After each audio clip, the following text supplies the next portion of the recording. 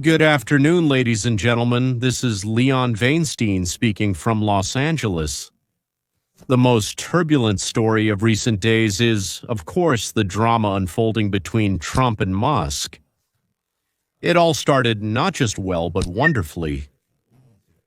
The constant images of Elon, which Leon Vainstein is happy to share, show him as joyful, in love with Trump, and basking in the attention of the whole world.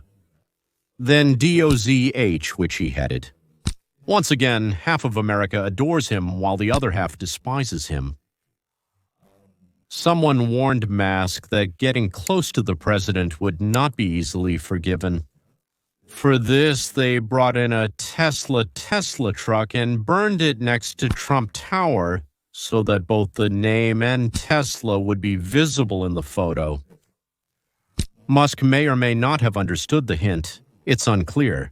But then, in a single impulse, the people who didn't even need to be paid for this went to burn Teslas, and also, so to speak, break windows both in parking lots and at dealerships, and write all sorts of unpleasant words there. Cars were burning, windows were being smashed, while Musk and Trump continued to work together. To be clear, Musk brought Pennsylvania to the Republicans. He spent a lot of money, effort, and time. His time, which is worth more than its weight in gold, it's much more valuable. And he spent that time on this state. And he went to help Trump. And along the way, he gave $250 million to Trump's election campaign and to the Republicans in general, which of course helped the Republicans win Congress and the Senate. Who knows what would have happened if Musk hadn't been there?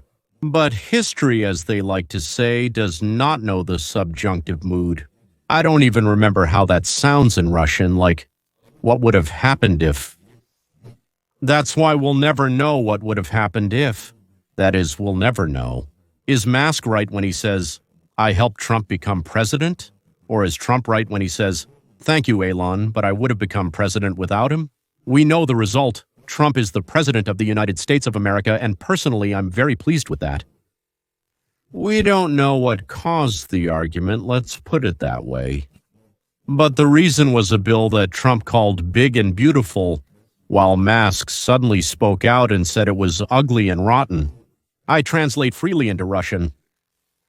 If you know Elon Autist, he has a mild form of autism. Asperger's, I think it's called, right? But he's a bit odd in his behavior. I mean, Elon Musk. He can act like a child, behave strangely in a group of people, suddenly tell some jokes that only he finds funny, and laugh out loud. He gets excited easily, gets irritated easily, and has an incredible number of children from an incredible number of wives and girlfriends. But at the same time, he is probably the most successful inventor in the history of the United States, or even the planet. And he is also a remarkable leader, meaning there are many, many talents of Twitra. Yes, Tesla Sterling. Space makes rockets, launches satellites, and all of it brings him billions. Trump, so at some point suddenly came across him, and he started writing on his Trump that Trump should be impeached. He stated this By the way, for what? It's not really clear. He just needs to be impeached and make Vance a president. Then the next outburst happened. Maybe I'll organize a third political party and 80% of America will vote for me. Then he wrote, well, I'm really, really sorry, so to speak. Let me explain now why I think this is nonsense. Trump is in Epstein's files, that's why they're not showing them to you. Epstein's. Not Einstein's, but Epstein's. Sorry, yes. The Democrats immediately started demanding that all the files be opened, which horrified Hillary Clinton. Now imagine if Trump really was in Epstein's files, and the files had been in the hands of the Democratic Party all this time. Yes, what do you think? Would this information have made it to the media before the elections, or would it have been hidden? By the way, when Trump found out that Epstein was trying to convince a girl who worked at the coat check in his golf club to work as a prostitute, he came over and had a serious talk with her. Of course, that's called persuading. So it means coming to him, visiting him, and working part-time. And as soon as Trump found out about this, he immediately ordered, so to speak, for Epstein to be thrown out of the club, and never again. So add his name. Under no circumstances let him in, no matter what the excuse. By the way, Trump was the only one who volunteered to be a witness and went to the trial. And so he told this story about that girl. And directly, so to speak, what is called the 17-year-old girl was right in front of Epstein, who was sitting there.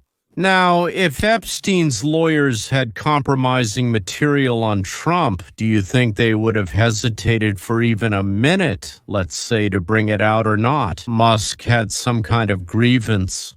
Maybe it's because Trump refused to continue subsidizing Musk's electric cars.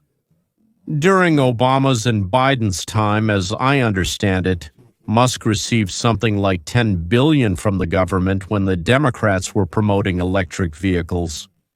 Or maybe something else happened. But the fit of adoration was replaced by a fit of hatred. As you notice, Trump is very restrained compared to what he can start writing and saying. He is very reserved with his responses.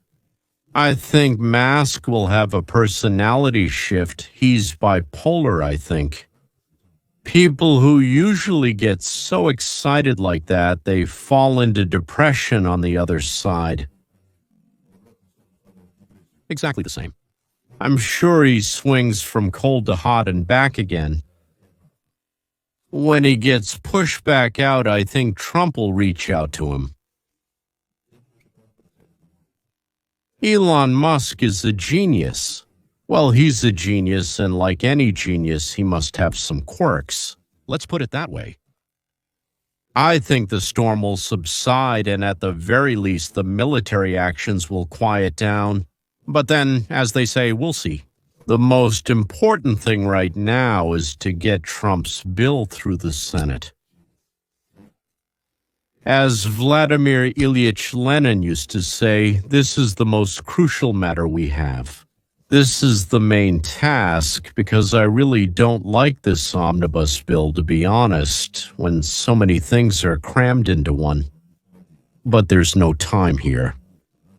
We need to change America, so to speak, from one speed to another and from one side to another. This is the bill that will put it on the right track. Currently, all actions are being taken through presidential executive orders, which can be easily reversed by the next president. All of this needs to be secured and is necessary. Let it not be perfect, it's not perfect. The thing is, Musk is right, of course he's right, and Rand Paul is right too. It would be good not to cut spending by $1 trillion, but by 2 or 2.5 trillion. It would be good not to add to the spending. I mean, our national debt is growing, and in 10 years, if this law is passed, it will grow by another, I think, $4 trillion. The thing is, while I fully understand that, theoretically, you should never add to the debt under any circumstances. There are different situations, different cases. Let me try to explain. There are situations when you say, oh, our poor people don't have enough money, let's borrow from the Chinese, give it to the poor, and then, we'll pay the Chinese back with interest. So this money gets lost. I mean, you help someone, I understand, but this money gets lost and just adds to the debt. But there's another option where you say we urgently need to build a factory. This factory will give our poor people the opportunity to work there. They'll get paid and also benefit from the profits the factory will make. So instead of just wasting the money turns into capital, which you invest in order to generate profit and create a better life for people. So what Donald Trump is saying now is that the country needs to be shifted onto a production-oriented track. He's already made arrangements for this. I think either $3 or $4 trillion have already been promised in the near future, and almost $10 trillion over the next 10 years. And these investments that we're making are necessary because we have to guarantee to the investors that the Democrats won't come tomorrow and rob them. Why is all of this written into our law and not just in the president's orders? That we have those conditions, which are being offered to them, And it's said that such conditions will remain for the next few years, maybe 10 years, I don't know, and so on. They will continue. They won't be canceled when some next Biden, Obama, or someone else comes to power. God forbid, Lord Trotsky. What's the last name of that madman? Well, Trotsky, that's it. Never mind, it's not important I remembered the last name, but it's not important anymore. So, ladies and gentlemen, right now the most important thing is to pass this bill, to make it into law, because it will allow us to carry out the reforms that Trump promised us, the very reforms for which the people elected him. Good luck to us in the Senate.